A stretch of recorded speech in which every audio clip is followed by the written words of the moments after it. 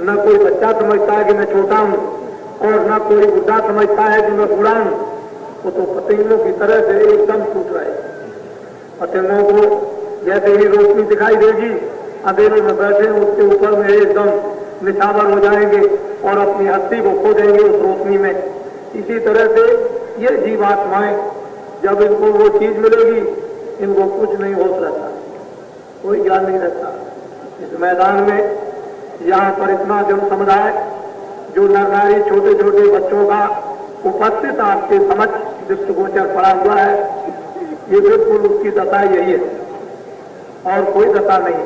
ये तो भगवान का, ये तो प्रभु का खेल है और ये हमेशा होता रहता है समय आने पर। इसलिए आप किसी को आश्चर्य नहीं करना चाहिए।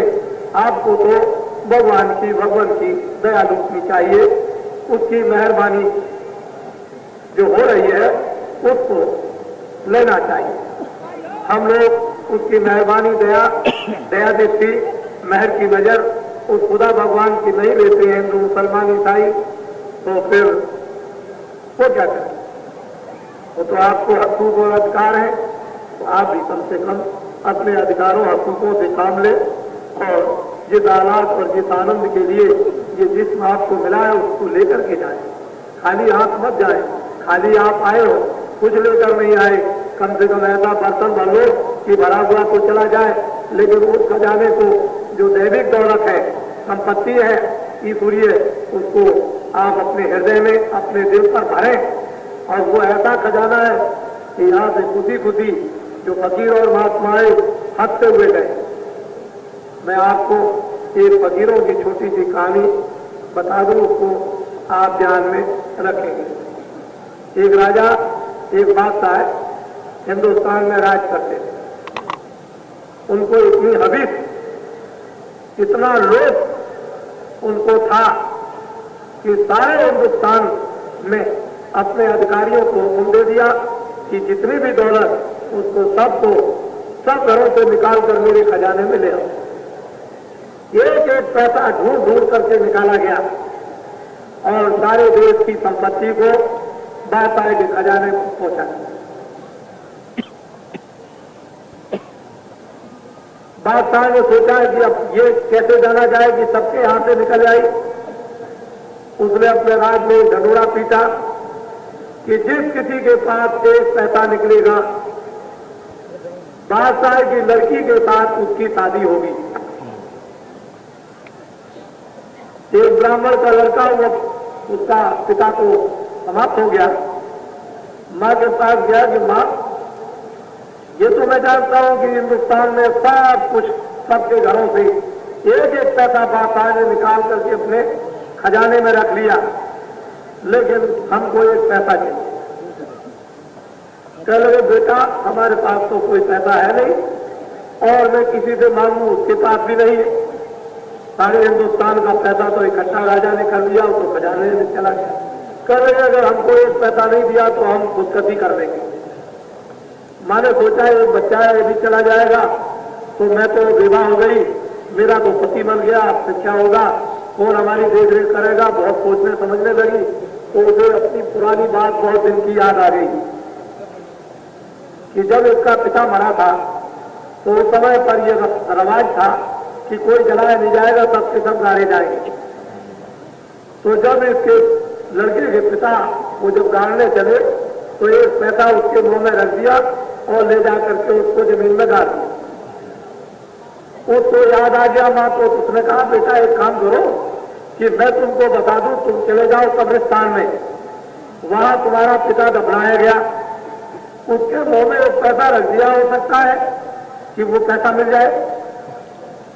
तो बच्चा गया अपना भगवा हुआ लेकर रात को और वहां जाकर के उसने खोदा और उसके मुंह में जो रखा हुआ था उसमें उसने निकाल करके एक पैसा निकाल आया और कहा कि देख मां, मैं तो ये ले आया, मुझे तो एक पैसा मिल गया। चले बेटा, अगर तुमको शादी करना है तो जाओ ले जाओ। जब वो बादशाह के दरबार में क्या, देखिए एक पैसा ये है और आप बादशाह सलामत अपनी लड़की की शादी मेरे साथ कीजिए, क्योंकि आपने ऐलान किया है कि जो एक पैसा देगा उसके साथ शादी करेंगे। बादशाह ने हुक्म दिया अधिकारियों को, पकड़ो ये बताओ कि पैसा कहां से लाए? चले इससे क्या मतलब कि पैसा कल गए नहीं तो सूली पे चढ़ाओ, सूली पर इसको चढ़ाओ। अगर ये न बताए तो सूली पे चढ़ाओ। तब उसने अपना दास्तां सब कुछ कहा कि मेरी माँ ने इस तरह से मुझे बताया कि वहां कब्रिस्तान में तुम्हारा पिता मरा था, उसके मुंह में एक पैसा रख दिया, तुम जाकर के निकाल जाओ। मैं रात को गया, उसको खोदा, उसके मुंह में से एक पैसा निकाला। अलग अच्छा देखो, हिंदुस्तान की सब कब्रों को खोदा,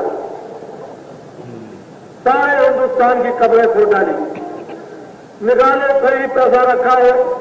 ये बात ताय का हुक्म हुआ, सारी दुनिया में हाहाकार मच गया, तमाम रियायत जो है चिल्लाने लगी। तो वो तो एक समय होता है। एक फकीर जा रहे थे, सब लोग रो रहे थे। लोगों ने कहा, अरे फकीर, अब आपके सिवा हमारी कौन सुनेगा? चले क्या है? कह लगे कि सारा धन बादशाह ने अपने खजाने में रख लिया, हम लोगों के साथ अपने। क्या अच्छा? अच्छा कह लगे, अच्छा तो मैं देखता हूं, हमको 2-4 दिन का मौका दो, बादशाह की कहीं सवारी जाने की। इस शहर से उस शहर में बड़ा इंतजाम हुआ। तो फकीर साहब चले गए आगे और उधर से आ रहे थे, इधर से सवारी जा रही थी। फकीर साहब हंसते हुए बड़ा हंसते हुए चले जा रहे थे। लोग जानते थे कि ये फकीर है। उन्होंने कपड़ा लिया और तमाम कंकड़ उठाना शुरू कर दिया, झोली में डाले और बड़ा हंसे और कंकड़ों को फेंक दे और फिर कंकड़ उठाए जमीन के और झोली में डाले और बहुत क्या क्या मार करके हंसे। सामने जब बादशाह आया तो देखा, उन्होंने कहा, अरे फकीर क्यों हंसते हो? अरे भाई ये क्या है? कह लगे कि ये हीरे है। तो ये उठाया, फेंक दिया, फिर उठाया।